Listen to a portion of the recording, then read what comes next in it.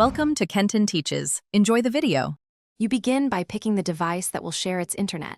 Choose the most stable connection, Ethernet or mobile data, because stability matters for all clients. Enable the needed hardware next. Plug the Ethernet cable, pair or plug the USB, or ensure the Wi-Fi radio is on. Once done, open the network settings and locate the sharing or hotspot panel. Make sure to name the network and set a clear password so others can join securely. And keep the connection method in mind for the next step. Now you configure the sharing options. In hotspot mode, set SSID and password, choosing WPA2 or WPA3 for security. In Ethernet or bridge mode, enable internet connection sharing and select the correct adapter.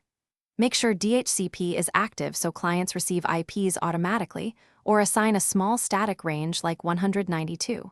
168, 100-150 for control. Once these values are set, check firewall rules and port forwarding if specific services need access, and then save settings so the host starts broadcasting or bridging immediately.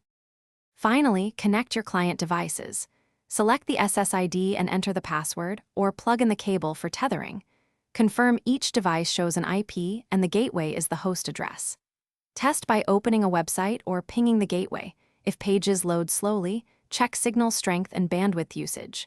If things go wrong, restart the network adapters, run an IP renew, temporarily disable VPNs or strict firewalls, and make sure no data limit on the host is being hit. These steps resolve most connectivity issues. Thanks for watching. Please subscribe if this video was helpful.